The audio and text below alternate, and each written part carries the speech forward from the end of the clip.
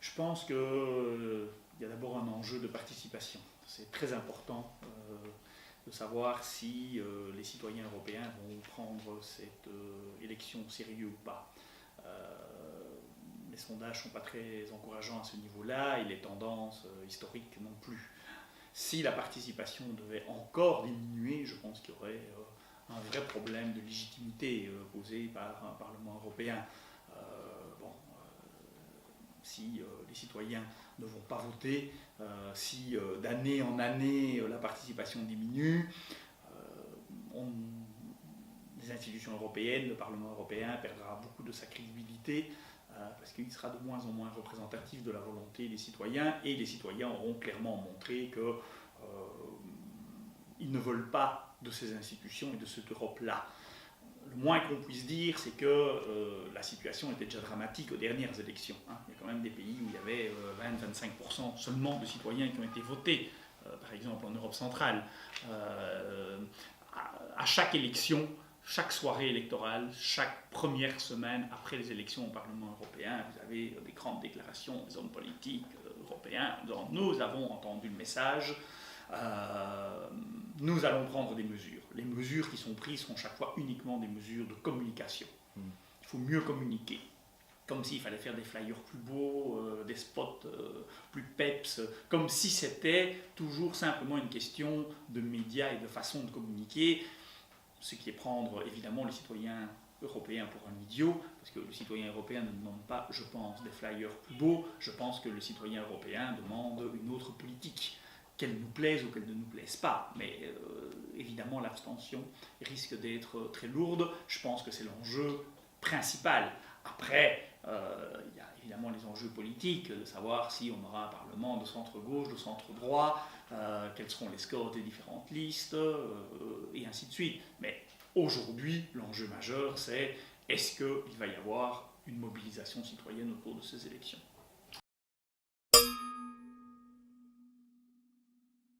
Mais oui, c'est toujours le cas, malheureusement. Ok, il est bien clair que l'Union européenne a de plus en plus d'importance. Le paradoxe, c'est évidemment qu'on n'arrête pas de dire que l'Union européenne est importante, on n'arrête pas de donner plus de pouvoir au Parlement européen, et il en a gagné, et c'est de sérieux, et il ne faut pas remettre ça en cause. On n'arrête pas de dire qu'il faut que les gouvernements nationaux n'ont pas le pouvoir de mener d'autres politiques et que c'est la faute à Bruxelles, et on ne parvient pas à transformer ces élections européennes dans quelque chose de décisif. Pourquoi ? Parce que les États ne sont pas prêts à cela. La crise fait qu'il y a un repli national de plus en plus important. Le rêve du fédéralisme européen ne s'est jamais aussi mal porté. Chacun se replie. Madame Merkel, Monsieur Hollande ne sont pas du tout prêts à laisser leur souveraineté nationale aux institutions européennes et ce qu'ils sont prêts à laisser à l'Europe, c'est le rôle du bâton. L'Europe, c'est un gros bâton.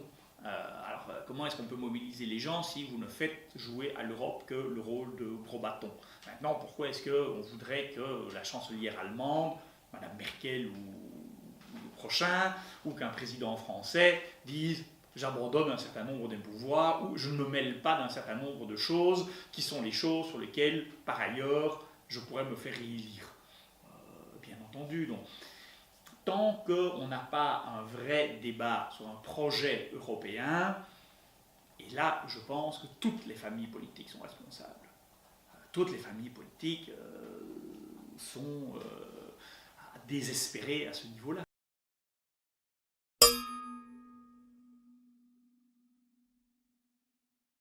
Un exemple symbolique, le Parlement européen. Le Parlement européen n'arrête pas d'organiser des tas de bidules. Des conférences, des séminaires, des expositions, sur des tas de sujets, intéressants, pas intéressants, c'est pas ça la question. Le problème du parlementaire européen qui organise quelque chose, c'est qu'il y ait des présents dans la salle. Et donc il doit demander à ses copains, aux attachés parlementaires d'être présents dans la salle. On est dans une ville, Bruxelles, dans laquelle le Parlement pourrait organiser plein de choses ailleurs. Ma grande question, c'est pourquoi toutes ces inaugurations, pourquoi toutes vos expositions, que vous les faites au Parlement européen, très bien. Pourquoi vous n'allez pas les faire à l'ULB? Pourquoi vous n'organisez pas vos trucs dans les universités? Il y a plein d'universités à Bruxelles. Pourquoi vous vivez en vase clos comme ça? Le monde européen est un monde qui s'est complètement replié sur lui-même. On parle d'Eurobubble là, justement. Oui, tout à fait. C'est un petit monde avec sa presse, avec ses petits scandales. Ils lisent l'Agence Europe, ils lisent Euractiv. Ils vivent dans leur monde, dans leur café, dans leur restaurant. Ils font leur... voilà, il se passe des trucs dans ce monde européen dont l'écrasante majorité des citoyens se fout, mais complètement. Et le monde européen, ce monde européen se fout complètement de ce qui se passe dans la vraie vie. Et c'est pas les propos d'un eurosceptique. Moi, je suis un fédéraliste convaincu. Moi, les États-Unis d'Europe, demain matin, si on veut. J'ai pas de problème à ça. Mon passeport belge, on peut l'avoir. Je veux bien prendre un passeport européen. J'ai pas de problème quand on est belge, la nation, le patriotisme. On a beaucoup plus facile à abandonner tout ça que les Français et les Allemands. Alors, ok, le fédéralisme européen crise beaucoup de monde. Donc, ok, c'est pas le bon plan pour le moment. Mais donc, personnellement, j'ai pas de difficulté avec tout ça. Mais je dois quand même exprimer une colère par rapport à l'attitude. Enfin, les élites européennes ne peuvent pas continuer à se regarder le nombril comme ça et à considérer que finalement ce n'est qu'un problème de communication, comme je le disais tout à l'heure, ou que décidément le citoyen européen est idiot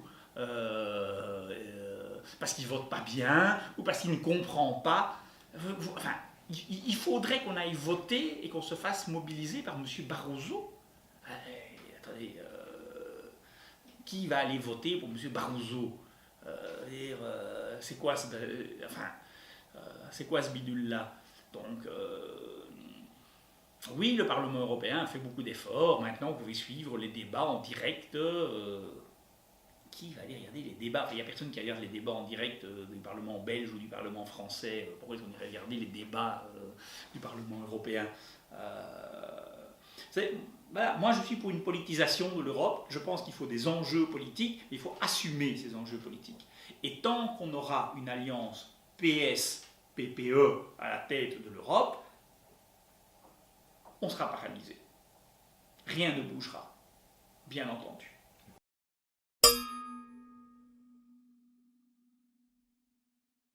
Oui, évidemment. Ouais, elles sont déjà faites, elles sont dans le soir aujourd'hui, elles sont dans le monde demain, les tractations sont déjà faites, enfin, les jeux ont... Voilà, la question est, est-ce que, voilà, si la gauche fait mieux qu'espéré, ce sera Scholz, si la gauche fait moins bien, ce ne sera pas Scholz. Donc pour vous, quel est le scénario le plus probable? Ça, j'en sais rien du tout, parce que c'est 28 élections différentes, et que c'est donc 28 campagnes différentes, et qu'un événement en Pologne imprévu peut faire que la droite polonaise s'effondre, ou que les eurosceptiques polonais gagnent. Bon voilà, en plus ça se joue dans quelques États aussi, quand même, dans ces élections européennes. Tant qu'on fait des élections européennes par État, ce sont donc 28 élections nationales. Qu'est-ce que vous voulez, même en Belgique, enfin, qu'il y ait un député socialiste de plus ou de moins, qu'est-ce que ça va changer au Parlement européen? Pas grand-chose quand même. Donc ça va se jouer en Allemagne, ça va se jouer en Angleterre, ça va se jouer en France, ça va se jouer en Espagne, ça va se jouer en Italie, en Pologne. Alors bon, un peu en Roumanie, voilà. Bon. Comment passionner les Lettons pour les élections européennes? Ils pèsent rien. Même comment passionner les Belges.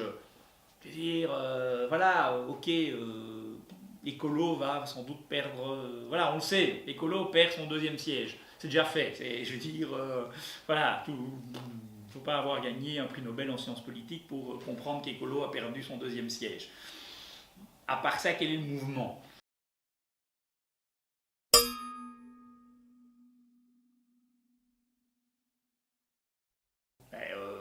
Idéalement, oui, mais visiblement, le Kingmaker a décidé d'être président du Parlement européen. Donc, les libéraux ont décidé visiblement que ce n'était pas le jeu de faire passer l'alliance à gauche ou à droite, que c'était le partage du gâteau. Donc les libéraux, après avoir dénoncé le partage du gâteau, à juste titre d'avoir dénoncé le partage du gâteau entre les socialistes et le PPE, disent bah, écoutez, tout compte fait, nous voulons aussi notre part du gâteau. Ça prouve bien que le jeu politique de majorité et d'opposition, qui est une obligation en démocratie, sinon c'est toujours les mêmes au pouvoir et toujours les mêmes au pouvoir, c'est pas une démocratie. Et donc, si vous n'avez pas il n'y a pas d'alternance et il n'y a pas d'alternative. C'est pas l'alternance ou l'alternative, c'est ni l'alternance ni l'alternative. Alors le système démocratique européen ne peut pas fonctionner.